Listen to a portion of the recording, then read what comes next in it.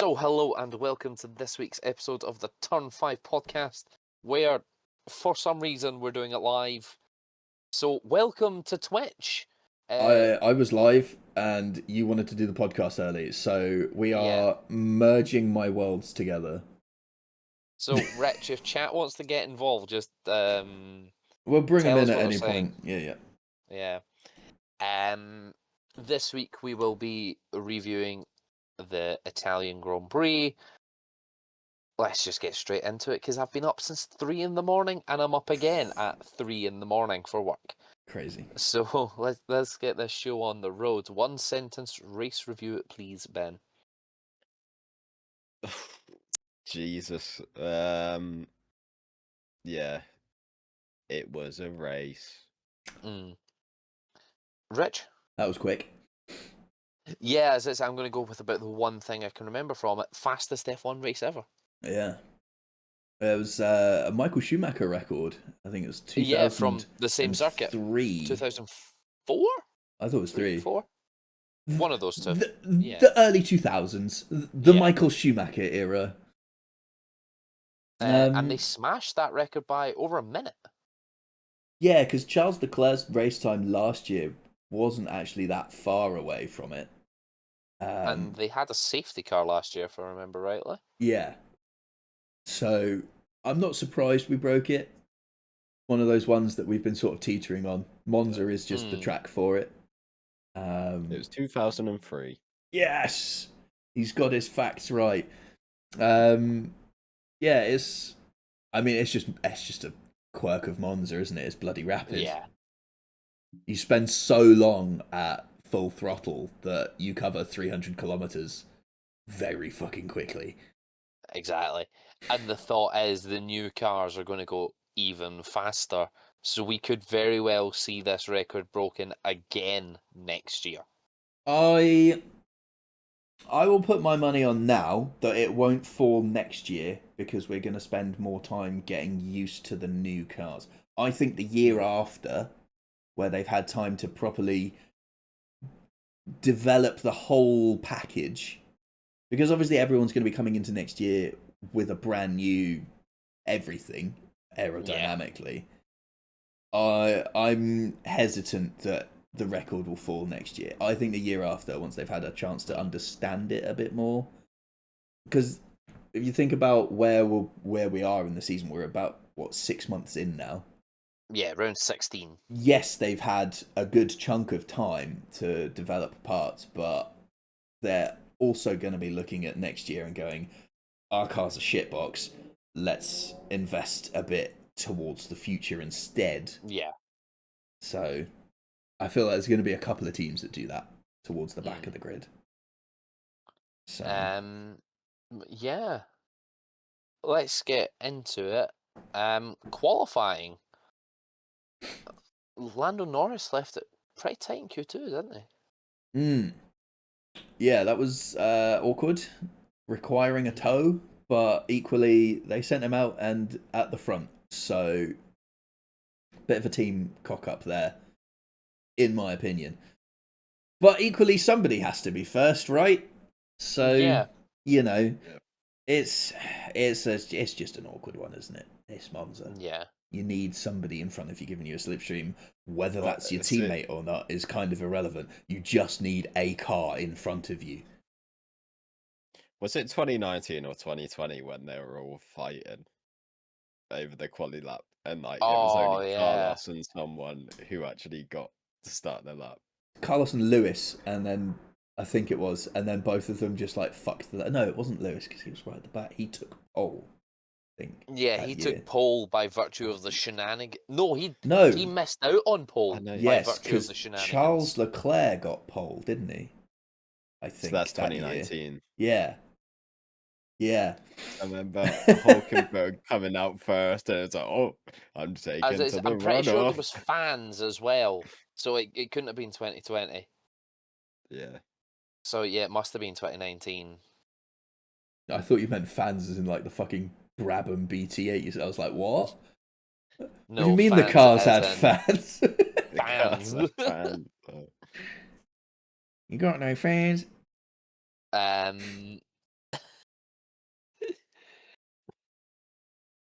So, yeah, then went on to Q3. What a lap by Max. It was good to see a lap record fall. We haven't seen that all that often in this era of cars. You say that. This is the second race week in a row that Lando Norris has broken a lap record for then to immediately broken by someone else.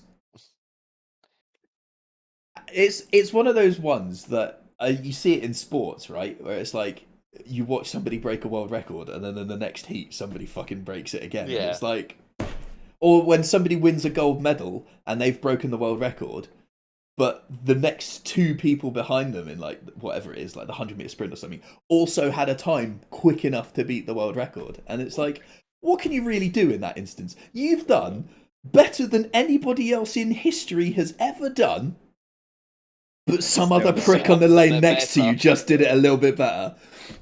Like, it's so savage. Yeah. 2 weeks in a row as well.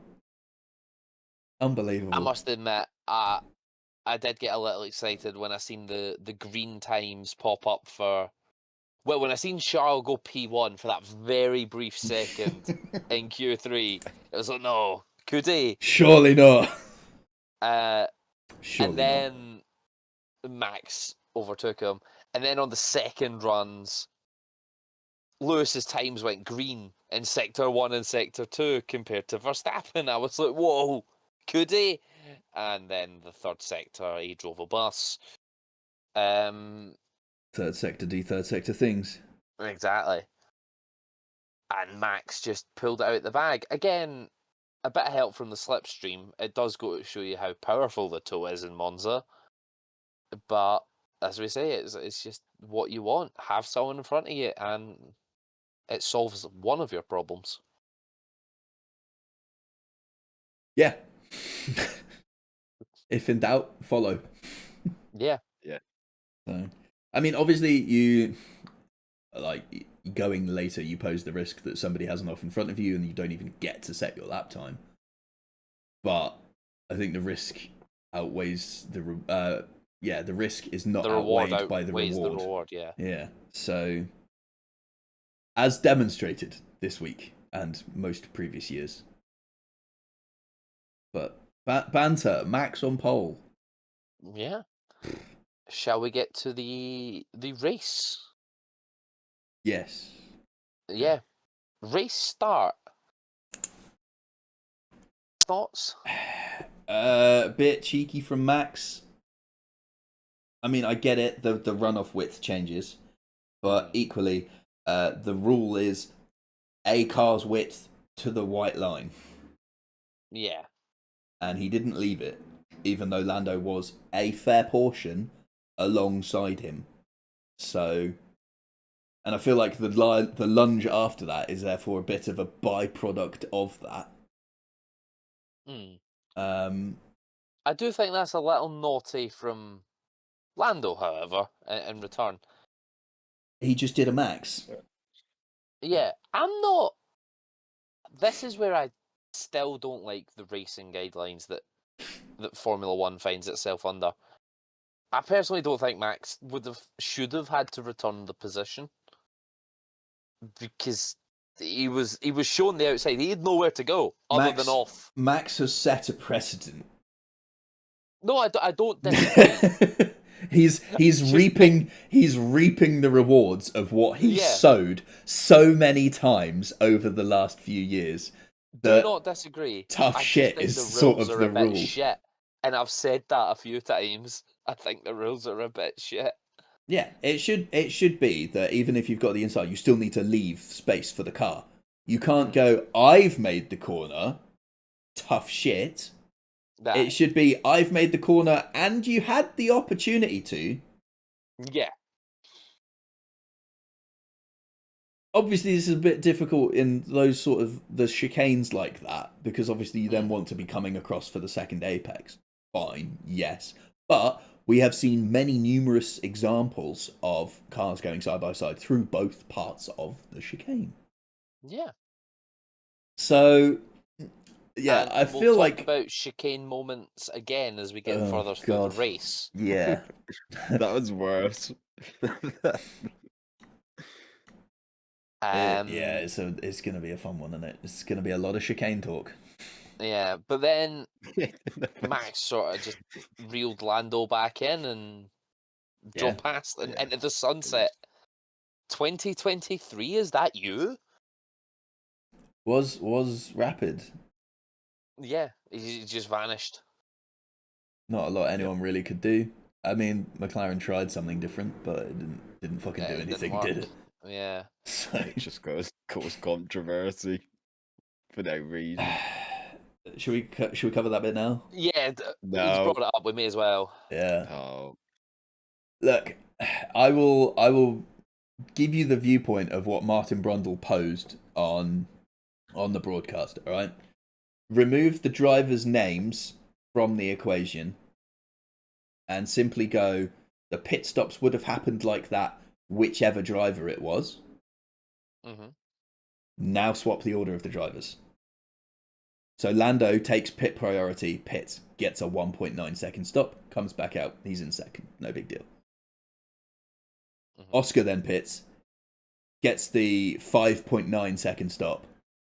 He then actually loses a position to Leclerc. He would have come out behind Leclerc if that was the case. Mm. So the team have done Oscar as preferential treatment for the pit stop, with authority from Lando to say, fine, whatever, to make sure he doesn't lose the position to Leclerc. So I think it's fair that the team then repays the favour by letting Lando back through after a team fuck up. Equally, though, say you had the circumstance where reverse the order of the pit stops, but not the times. Mm-hmm. You're going to have Piastri essentially overcutting Lando because he spends 4 seconds on the track and not in the That's a pits. different ball game anyway, Like, because the team hasn't given Oscar priority preference, because everyone knows that the undercut is more powerful at Monza. So in that situation where the times are not reversed and the times are tied to the drivers, then Lando's taken pit priority, so there is nothing for the team to undo there. That is standard procedure. That is what Oscar is on about when he said, I thought slow stops were part of racing. Normally, yes. But they have done something abnormal, which means that the slow stop is not just a part of racing. That is the stop that you should have had, son. Fucking take it on the chin. I just don't agree with the way McLaren explained it in race. Oh, what? It's Hungary last year. Hungary last year. It's totally different. It's, in my opinion. If we paint with broad strokes, it's the same. If we look at finer details, it's different. Yeah. Like Hungary last year was Lando was given the preferential strategy despite being frankly nowhere in that race. And then he jumped Oscar and it was like, well, here, we done fucked up, let him through. I think it's very different, we done fucked up having a slow pit stop compared to we gave your teammate preferential strategy without asking you because lol. I don't think they should have let him through.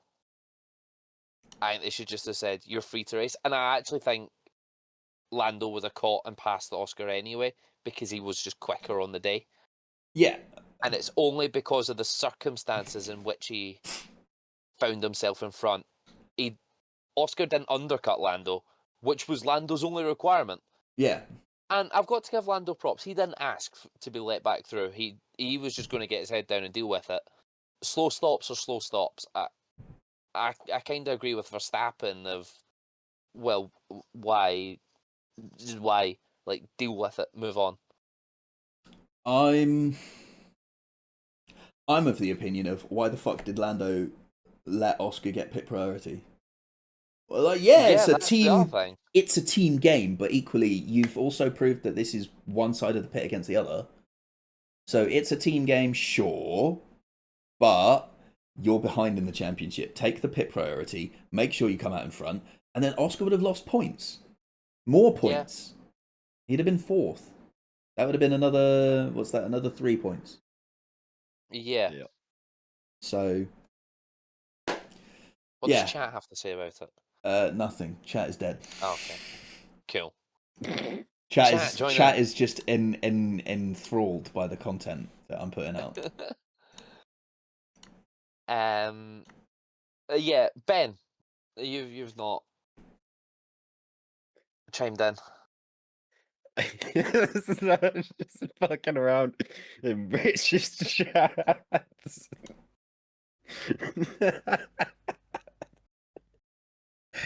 Ben has typed in chat, Chris chats some waffle like. Unbelievable things. Thanks, Ben. There was Chris. I am the belief towards Rich's side. But whether that's because I'm a Lando fan or not, I don't know. Which bit of my side? The bit of my side where he shouldn't have let him take pit priority, or the bit of my side of like just take the times out of it? Just Lando shouldn't have let Oscar pit first. No. And then Jay has said he doesn't want to interrupt. He knows nothing about F1. Fair. Valid. Yeah, Lando, like, I know people are saying, oh, if that was for the championship, bloody blah, why are they letting people through and all of that? It's like, if that was the race in, like, Abu Dhabi for the championship, I think Lando pits first. Yes. I don't think that's out of the question. Yeah, if that is a championship deciding race, Lando is not giving his teammate pit priority. So I think a lot of people like to chat a lot of bollocks without a lot of thought process behind it. A bit too much. I don't think it's as big a deal as people are making it out to be. No, but equally, I have loved the jokes online. It's like, oh, your teammate's got a puncture, we need you to get out and slash your tires. That was fair. Yeah, it's quite funny seeing all the people take the piss. It's funny the people taking the shit engine next week. Well, I mean, let's have one DNF each, you know. Let's have it. Yeah. People taking the piss, fine, banter, great. The people that are like really aggy about it, not so cool. It's like why are you being so pissed off about what was not your decision to make in the first place? You might disagree with it, fine, disagree with it. But like when somebody points out an equally valid other side of it, don't then just resort to insults. Like yeah, it's childish in many ways, but that is a lot of just social media shit these days. I think it just removes our chance to have a good battle on track between the two of them as well. Yeah, but then also we did get, well, let's say a battle. Oscar got a chance to re-overtake Lando from it, so it's not. Yes, Oscar was 3.5 seconds adrift before the pit stops. Yeah. So Oscar was, even by letting him through, Oscar was given more of a chance than he fucking had. So he needs to count his blessings. But then he just sort of ended up backwards. As I say, I think Lando would have got past on track. Yeah. I just feel it would have been an easy just let them race moment and then deal with it in the debrief of well, look, it was the pit crew that fucked up, like it wasn't strategy or anything. Well, it was strategy, wasn't it? Yeah. No. Yeah, but then strategy. Well, it was to a point, but the strategy team didn't fuck up. It wasn't a case of, we've given someone a wildly preferential pit stop or anything. I mean, 4-second difference. But they couldn't foresee that. Yeah, no, I know what you mean. They were both on the same strategy. Yeah. I think for me, it's just one of those things that happens in Formula One. I don't think any other team gets involved there. Any other team isn't fighting tooth and nail between their two drivers for the championship. Say that was 2016 though, Hamilton Rosberg. I Are mean, Mercedes getting involved there? No, they're not. somebody's fucking dive bombing someone. Let's put it that way. If Yeah, that's Mercedes, somebody's dying. You know what Probably I mean? the guy with the wheel yeah. gun. Um, That man was found in 3 separate bags in Oxfordshire the week after the race. Yeah. I mean, look, it's in their interests to appease both of their drivers at this point, given that both of them still have long contracts on, and they are their future, and they have said that. So, is Oscar going to rue a 3-point loss in the championship? Probably not. He'll just take it on the chin and move on. he might. yeah. The scenes if he loses the world championship by 2 points. I mean, in that case, he should have had a depends DNF by that point. So it depends how he loses it by 2 points. Because if that's just outright on pace and Lando's been faster to the end of the season, I think you could put your hands up, say fair enough. But if it's because Oscar's been done dirty by some strategy or whatever, and suddenly Lando's got 2 points on him, then that's a bit like, oh. Equally, if Oscar doesn't have a DNF for the rest of the season and Lando still hauls him in, I'd say it's even fairer play that he loses out, because he hasn't had the luck. Like I posed this question to the blank audience of the podcast last week, because there was nobody here to brainstorm it off. But I put my tinfoil hat on and I said, when was the last time Oscar's car gave up on him? I don't actually know. Exactly. Isn't it suspicious how whenever McLaren has a mechanical issue with their car, it's Lando Norris's car? Well, I feel like that's... I feel like Mark Webber's in the back of the garage throwing spanners in the back of his engine box, you know? I feel like that's recency bias coming over, Rich. Well, no, because like you think before about Zandvoort, when did Norris last have an issue with his car? Apart from the fact when he introduced it to the wall in Canada. think about well, I know this is we're going back now, but obviously he had that one in Belgium. That was before Oscar joined. But there's the one I'm thinking That of was in 2019. the Nürburgring, the Right, Nürburgring GP. So that's 2020. That's still Danny Rick, isn't it? That's 2020. No, I'm still. I think there's still times. The best way to start is probably 2023. Mm. Or is it 22 when Lando had to box about 6 times at the Bahrain Grand Prix? Oh, yeah. We've got a pressure leak. We've got to keep topping you up every 4 fucking laps, yeah. But, I don't know. It always seems to be Lando's car that has issues in that garage. Since Oscar joined. Just saying. I was going to say, Danny Rick didn't have the greatest run with McLaren. I suppose so, since Oscar joined. Yeah. But equally, that's been 1 DNF since Oscar joined. 2 at most. I will do some research on this and I'll get back to you. Yeah. I think fucking hell. I think Oscar's last DNF was 2023 at Kota. I need 1 DNF last year from Lando Norris, please. Yeah, I'm just going to go find that matrix that Wikipedia always has. Oh, yeah, that is a cracking shout, that seems to go through each race individually. Right, there we go. Yeah, Formula 1. You also can't have it that Lando purposely crashed out. True. So, DNF. Before Canada, his last one was Austria 2024. That was Verstappen. And that was a crash. Verstappen torpedoed him. Then it was Las Vegas 2023, and that was Lando hitting the wall. Clearly caused by a mechanical issue.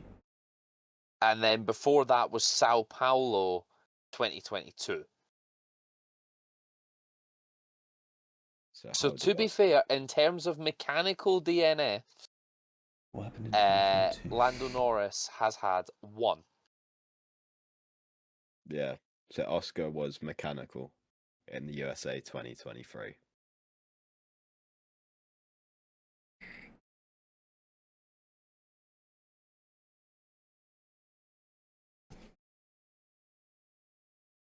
Where's that when it's the championship fight, huh?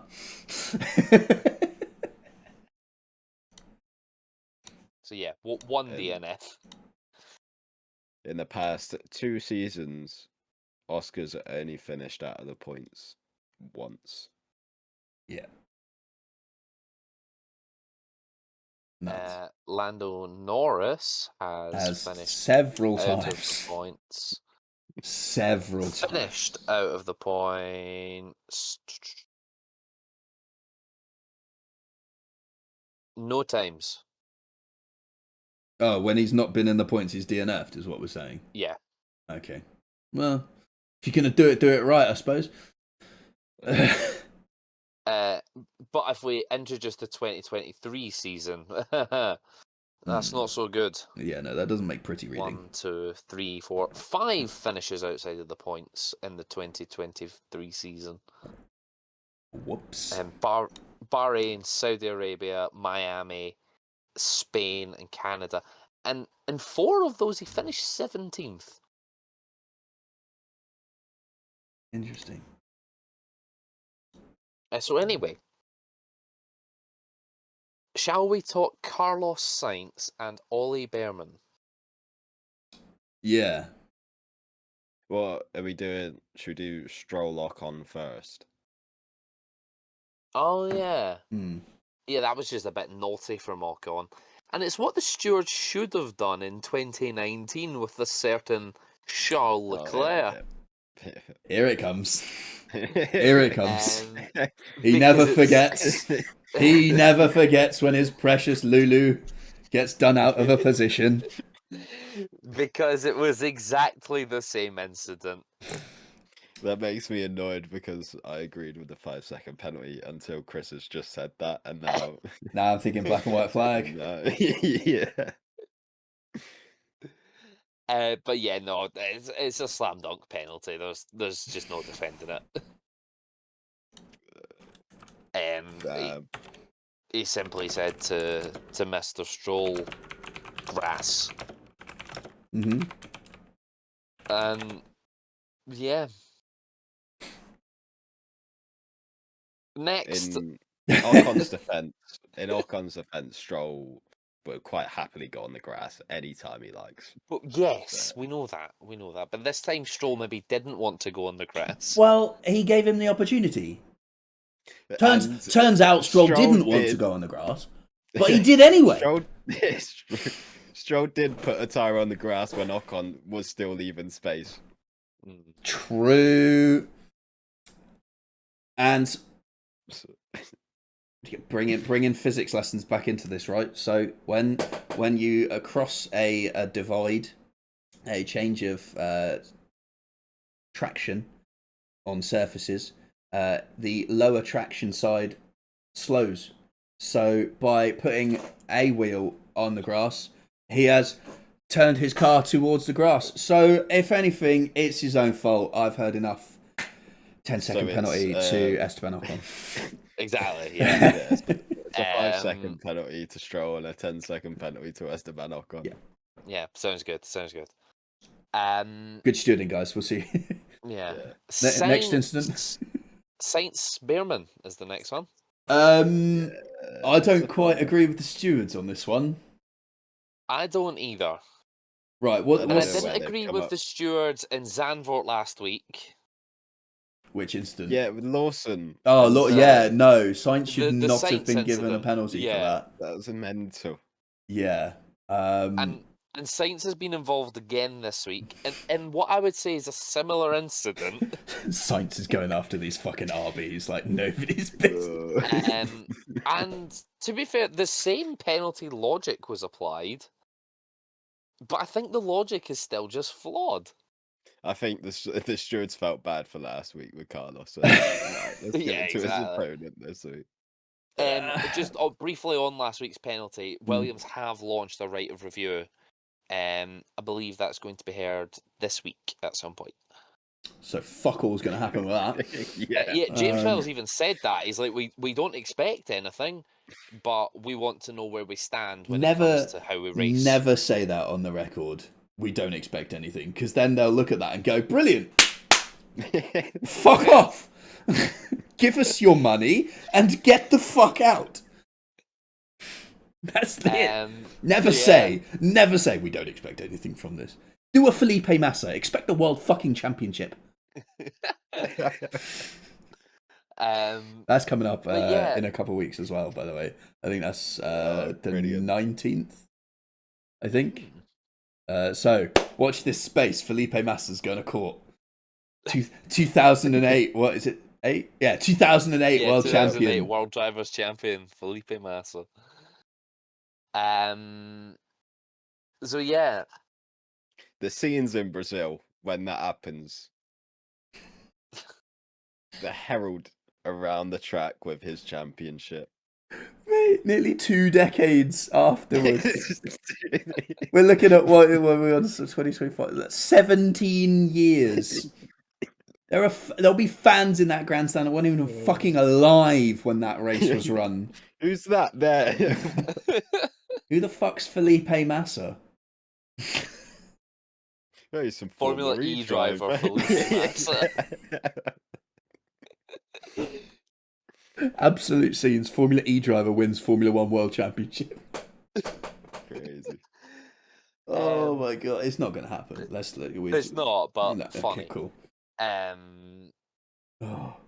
Yeah, Carlos Sainz and what? Behrman. Who was it? Behrman. Yeah. I think it's harsh. I think Carlos has chopped across too aggressively. He has. Behrman's had nowhere to go. Like, his car can't just suddenly vanish. He's slowing down as much as he can already. We know that if you press the brake pedal harder, that doesn't just make you slow down more. That generally tends to lock a brake, and that means you slow down less. So, what outcome do you expect from this? Formula 2. Yes. Yeah, I agreed with Brundle's analysis on it during the race. Racing incident, move on. Yeah. Yeah. Carlos was further ahead, sure. So by the FIA's racing rule things that they put out on Instagram earlier this year, yes, it's his corner, but that doesn't mean you can just fucking annihilate someone as if they're not there. You've got the corner, sure, but have some situational awareness. Carlos decided to ignore situational awareness and go purely on vibes. The vibes were not it. He spun. And they both spun. Yeah.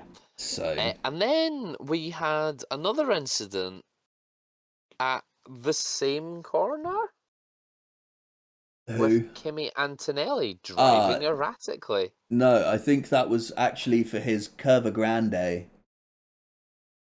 He put Alex Albon on the grass on the outside of Curva Grande.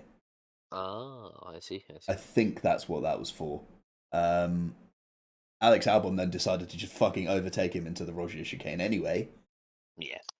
Which, vibes, banter, but also showed Carlos Sainz how it fucking should be done, because he went around the outside of Kimi Antonelli and didn't hit him. Let's consult with the steward dogs. The steward's documents, yes. Here he goes. Erratic driving, here we go. Yeah, car 12 forced car 23 onto the grass at high speed before turn 3. There you go, Curva Grande. 5-second time penalty and 1 penalty point. And a 10-second stop go for Ocon. And 12 penalty points. Yeah. Who is on the most these days, actually? I believe it's Ollie Behrman on 10. Oh, naughty boy. Ooh. Did he get any points for his Sainz one? 2. Ooh. You got 2. Oh, you're fucking kidding me. Just a moment. I'm on it. I got it. Oscar Piastri is on 3. Lando Norris. Oh no, Oscar Piastri. Sorry, Oscar Piastri is on 6. Lando Norris is on 3. Max Verstappen is on 9. Some of it has dropped off. Max Verstappen's next points drop off on the 27th of October, Mexico Grand Prix weekend. So how many does Max have now? 9? 9. Yeah. Somehow, Yuki Tsunoda only has 3. That's because Yuki Tsunoda's too busy languishing outside of the points. True, but normally doesn't stop him. Charles Leclerc has 1. Lewis Hamilton has 2. Kimi Antonelli has 5. George Russell has 1. Alonso, clean record. Stroll has 5. Franco Colapinto has 4. Pierre Gasly has 2. Ollie Behrman has 10. Just when you mentioned Lewis Hamilton and his 2 penalty points, they obviously came from last week. I wanna bring that up while also talking about the Italian Grand Prix. Why couldn't these incidents be investigated during the race? Well, or before the race? Lewis's one was pre-race reconnaissance laps. What the fuck took so long? Oh, we needed the data from the car. And Alonso Hang on a second. was also investigated pre-race. Well, for pre-race reconnaissance lap incidents, as was... Is he back? He's back. Lance Stroll. Crazy. What did Lance Stroll do? He crossed back into the pit exit road when exiting the pits during the reconnaissance laps. Now, both Alonso and Stroll only got warnings for that, so fair enough, no penalty was applied. But what was the need to investigate it after the race? Because had they decided to apply a penalty, it would just have been a grid drop, exactly like Hamilton's. I don't know. They're obviously just not paid enough to turn up half an hour early and do the reconnaissance laps. So there is clear precedent to penalise an incident in the reconnaissance lap during the race. See Sochi 2019. I was going to say, see everything. Here we go again. Yeah. When Lewis Hamilton received 2 5-second time was penalties. It not 2020? It was one of them. I don't know. Actually, I don't know. When he received 2 5-second time penalties for practice start infringement. Actually, which was it not 21? No, we weren't in Sochi in 21, I don't think. Yeah, we were. Was that the last one? We went to Sochi? Yeah, that was the last race at Sochi. Thankfully. Yeah. I don't know. I kind of miss it. Torpedo. Now turn 3, it's just so much opportunity to just annihilate someone. I do the only one thing I miss about Sochi is Slipstream Fest at turn 1 because it's such a long run. Yeah. Sector 3 can go fucking die for all I care. Sectors 1 and 2, vibes. Nice. Yeah, they were it was actually quite an interesting circuit. And then Herman Tilke decided to add 90 degrees, 90 degrees, 90 degrees for Sector 3. Like, come on, man. Could have been so much sweeping corners. Could have been so much. Yeah, but like, I understand the last 2 because obviously that's the end of the track and we've got to loop back round. But like, why do we have that random fucking all the way into the right, into the 90 degree left, into the 90 degree left, into a 90 degree right within a space of about 250 meters? Yeah, it made no sense. And then we were supposed to get a new racetrack, and then Russia decided, haha, no, we not go there. Yeah. We go in Ukraine instead. Yeah. They decided they actually wanted to build it on somebody else's property, so they're currently in the takeover phase. They're trying to negotiate a deal to buy that land. It's not going well. No, it's not. It was 2021. It was 2021. Okay. Yeah, but yeah. So that sets clear precedent that you can penalise reconnaissance lap incidents during the race.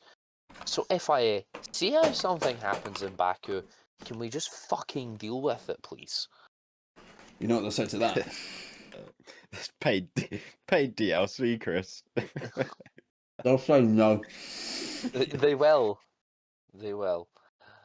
But yeah, that's all I wanted to bring up about the the Zandvoort penalty because having watched the footage, it's completely justified.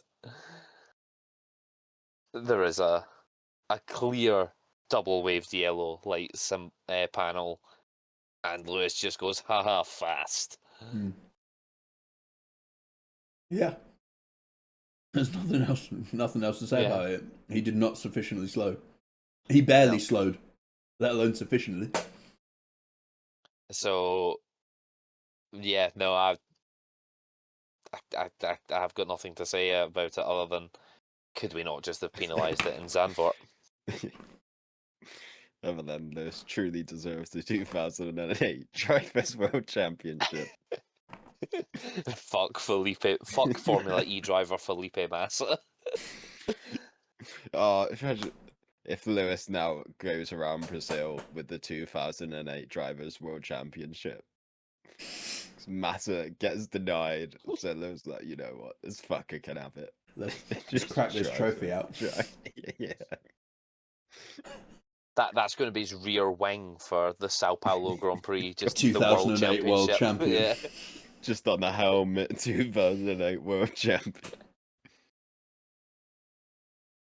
Just 2008, and then there's like fucking AI image of him.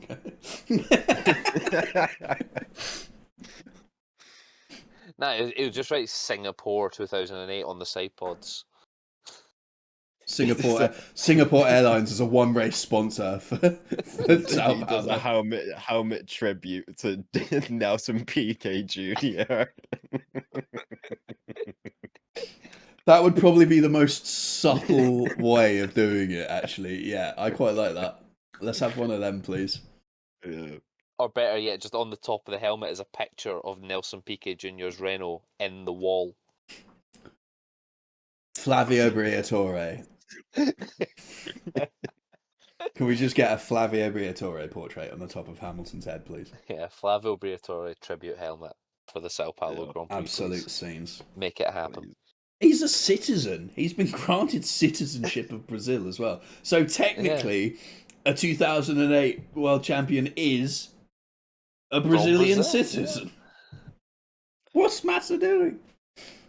Trying to take it away from his fellow citizen? Got to be careful. You can't say the word countryman because that's not correct. Citizen, no. Fine. Countryman, exactly. Different definition. Shall we do predictions and stuff then? Do we have anything else to talk about from Monza? Fernando Alonso. Suspension failure. Yeah, car just went no. What the fuck? But think about it. In all of the tracks of Formula 1, the outside curb on the exit of Ascari is not an aggressive curb by Formula 1 standards. When Especially when they've flattened it out. When I say aggressive curb, where do you think of?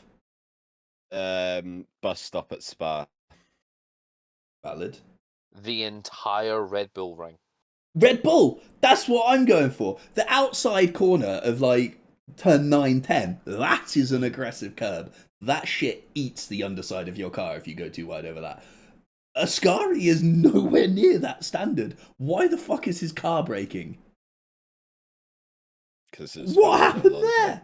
That has to be just like a manufacturing defect within the suspension arm, surely. Yeah, it's just sheer bad luck. Yeah. But once again, Fernando Alonso's bad luck run continues. Yeah. It's been going on for a long time. 15 years. Actually, coming back to the Sainz incident very briefly, I loved Verstappen in the cool-down room. When he was like, I seen that on the big screen, I was like, please continue, please continue. Because had there been a safety car, he was cooked. Yes. Very much so. Yeah, he was quite lucky that Alonso got back to the pits with that.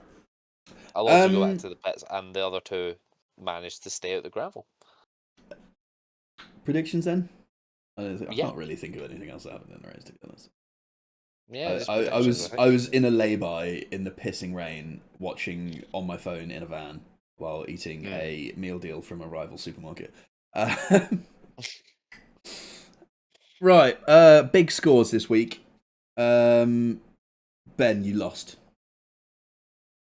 Yeah, nothing fucking works for me, does it? No. Ben, you scored 2 points this week. No. Everybody else scored 3.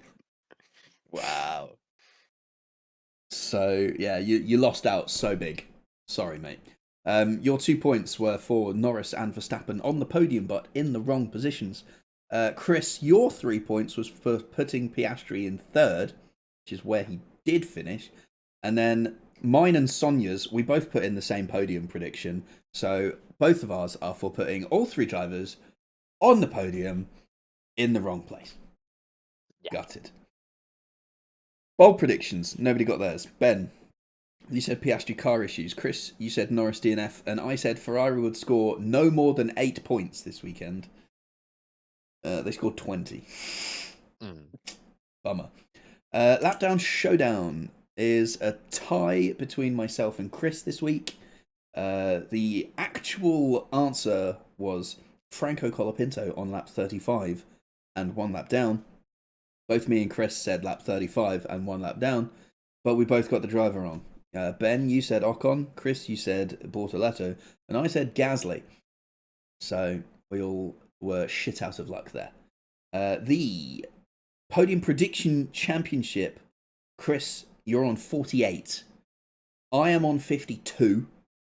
Ben is on 53. And Sonia is on 59.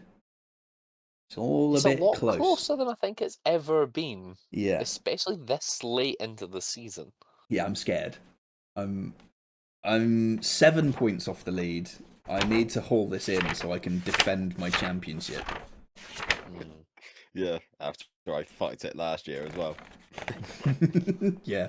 Ben was winning at Qatar. Yep. And finished second. I was third at Qatar and I won. Big scores in the last round there. Big scores, yeah. Shall we do support series next week, where we might have a bit more time to go through it because we've got a free week? Yeah, fuck it, why not? Yeah. It was only the Formula 3 Championship finale. Well, then we should dedicate more time to it than the foot That's end a of good Formula point. 1. We can do a round recap and then a season recap for Formula 3. Yeah, exactly. Sounds good to me. Then preview Baku. Yeah, we're going back to the Azerbaijan. I was about to try and do like a back to the USSR joke, but I couldn't think of how to do a four syllable joke for Azerbaijan. Back to the BAKU. The crowd falls silent. Yeah. At least case, it's better than George Russell's "Welcome to fucking Skibbity Baku toilet, my dude." What? Because that was cringe. Did you not see that video? I've not seen that. What? Okay, I'm showing you guys after we finish recording. I'm finding it now. Anyway, that finishes this week's episode of the Turn 5 podcast, I think. Has there been any news? Yes. Cadillac have signed Colton Herta as their reserve driver. Also, your guys' reactions to the Cadillac driver lineup. Bottas and Perez. We'll see how they go. I'm excited for them. I think they both deserve a fresh start. If Cadillac can deliver the car, I think they will actually perform. I said I was slightly disappointed that they didn't give a rookie a go. But equally, I can kind of understand that they've got 2 very experienced drivers that know how to develop shitboxes in their team now. Yeah. So if Fernando Alonso qualifies as a rookie, surely Bottas and Perez do. Yeah, exactly. No, because they didn't participate in that test. They weren't allowed. Fernando Alonso participated in the test. He is a rookie. There has been some horrible news from the world of Formula 1 this week. Monaco has been extended to 2025. Fuck. Yeah, I forgot about that. That news was so bad that my brain had just blocked it out. You know how the brain does that with like really traumatic memories? I'd completely forgotten that was a thing until you just mentioned it. Unbelievable. 10 more years of the another thing Monaco Grand actually Prix. is who's the fucking owner of F1, whatever. Stefano Domenicali. Stefano. Oh yeah. The He wants to CEO. make races smaller. Yeah, because The races people that are too long. younger don't have fucking long enough attention spans because they were What I raised on think they should TikTok. do Why is don't we they just should- put like Subway surfers below the race? Or on TikTok, F1 should just post like 30 seconds of the race, and they could just scroll through it. Click on the next part. Yeah. Not a bad shout. Not a bad shout. Yeah, no. I like many things that Stefano Domenicali does. Not that. This is not one of them. No. Neither is extending Monaco to 2035. Yeah, but Monaco's just a part of F1. People need to get over it. Yeah, unfortunately, it is literally in the lifeblood. It is, but it won't stop me complaining about it. I'd like to say something awful. Go on, Ben. You said some wild things on it's this like podcast. Prince Andrew in the royal family. I Prince think Andrew and the he's Pizza been Express. stripped of his titles, hasn't he? Anyway, moving swiftly onwards. It's 2-0 to Scotland. Oh, there he goes. He's checked the score. It's off the rails. This is it. Podcast over, folks. Wrap it up. Is that because there's a pedo in the royal family? Is that why it's 2-0? Yeah, who cares about the royal family? Scotland are winning 2-0. Oh. Wrap it the fuck up, Chris. This concludes this week's episode of the Turn 5 podcast. Our first live stream experiment. I think it went not too badly. Yeah. Oh, God. We might do it again someday. Depends if I'm live still. If you're like, can we start the podcast? We'll just be like, yeah, fuck it. Yeah. Thank you very much for watching. We will see you next week. Ta-ra for now. All right, bye, guys.